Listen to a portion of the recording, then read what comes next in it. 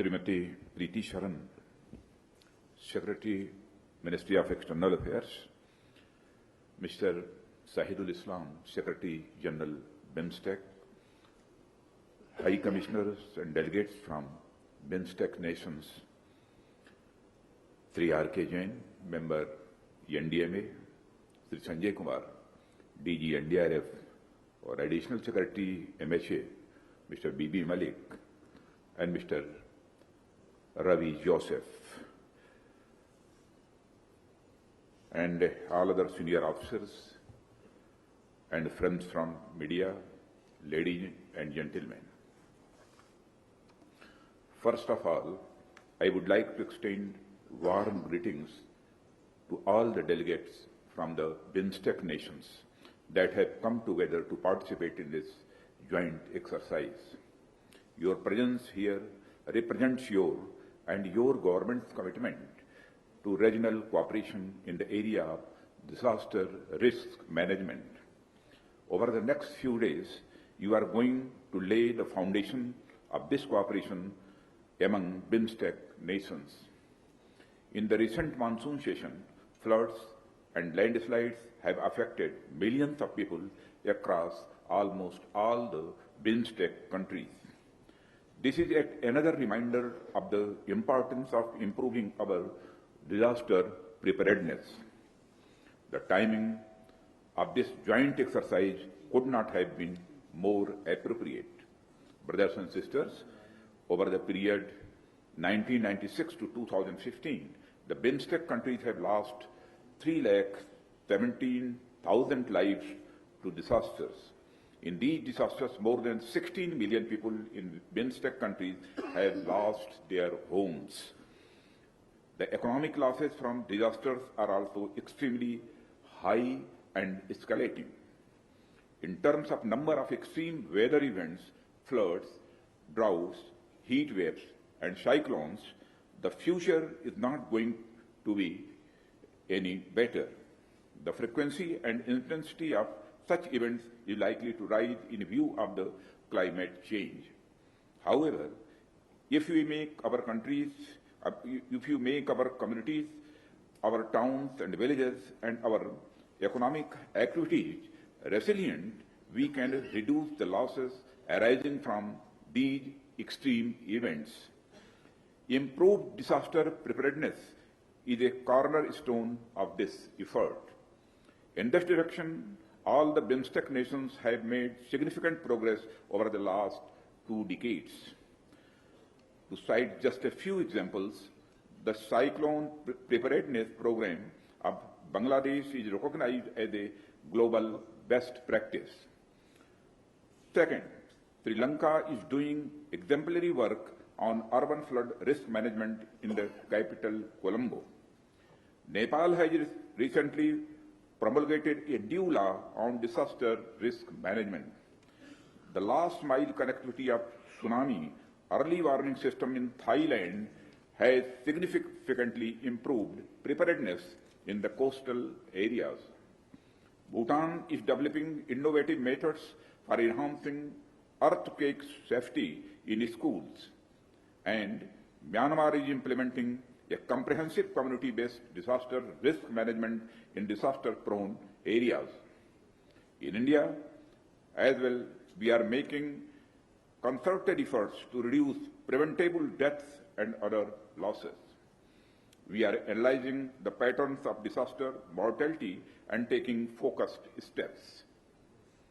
Our effective handling of 2 major cyclones, Failin and Hudhud, in the recent past is the direct outcome of over a decade of policy initiatives, enhancement of early warning capabilities, advanced preparations, training, and capacity development. Brothers and sisters, in these 2 disasters, loss of lives was reduced to 45 persons compared to nearly 10,000 lives in the 1999 Odisha cyclone alone. In other words, in little over a decade, we have been able to reduce the loss of lives to less than 1% in comparison to that of the past. In addition to reduction in cyclones-related mortality, we have taken urgent steps to reduce deaths related to extreme temperatures. This has helped us to achieve significant reduction in heat wave-related deaths from more than 2,000 in 2015 to 250 in 2017. For low-frequency, high-impact events such as earthquakes, reducing mortality risk would be a long-term endeavor, but we have already made the beginning. Among other things, we are making improvements in systems for ensuring compliance to standards at the local level to ensure a safer built environment. Our National Disaster Management Plan, unveiled by our Prime Minister last year, addresses these systemic issues. I hope that over the next few days, besides focusing on the joint exercise, the members of the country's delegations will have the opportunity to share their country's experiences. The focus of this joint exercise, collapse structure, search and rescue, and flood response is very relevant. This joint exercise will be useful in improving our collective preparedness. However, the success of this joint exercise will depend on not only the work that you will do over the next few days, but also the follow-up work after the exercise. Besides learning specific skills in search and rescue, I hope the focus will be on developing good mutual understanding that will form a basis for a strong coordination mechanism for disaster response.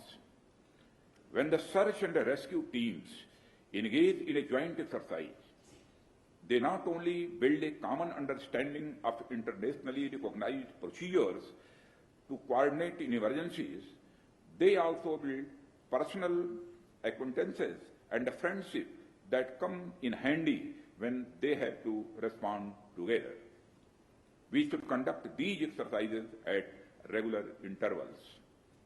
Over a period of time, we need to use these exercises to develop a pool of BIMSTEC disaster responders spread across all the participating nations.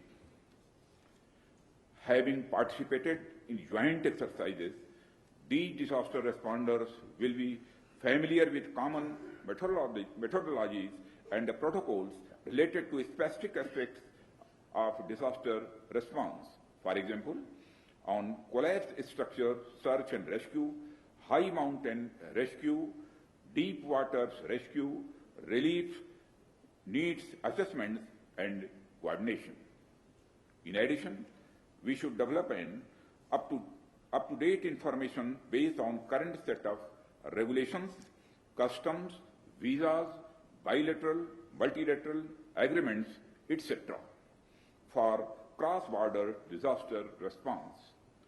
These building blocks will ensure that when the need arises and a disaster-affected country in BIMSTEC needs and requests assistance, we can mobilize an effective response and help each other in a timely manner.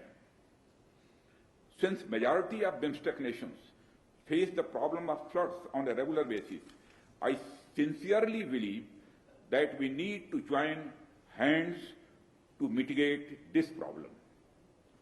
If the member states start sharing the hydrological data of transnational rivers with the downstream countries, it will certainly help the nations in the risk reduction and better disaster preparedness.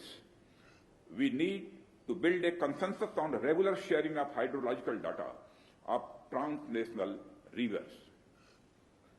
Brothers and sisters, to conclude, I would like to reiterate that in achieving our common goals in reducing disaster losses, India is willing to stand soldier to soldier with other BIMSTEC nations and explore all possible avenues of collaboration.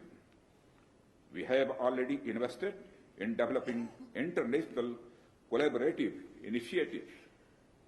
We have established the Tsunami Early Warning System for the Indian Ocean Rim countries. We have deployed our National Disaster Response Force in other affected countries for response operations. Prior to BIMSTEC, we have hosted joint bilateral exercises with SAARC countries. We have hosted a joint meeting on disaster risk management of all the BRICS nations. Last year, we hosted the Asian Ministerial Conference for Disaster Risk Reduction. And in May this year, we launched the South Asian Geostationary Communication Satellite that will improve communication, weather forecasting, etc. among the South Asian countries. Brothers and sisters, we will work with the same level of commitment under BIMSTEC, and we were indeed looking forward to moving hand in hand with all of you. With these words, I thank all the BIMSTEC countries' delegations for coming to India for this joint exercise. I hope you will also have the opportunity to do some sightseeing in this historic city of Delhi. Thank you very much.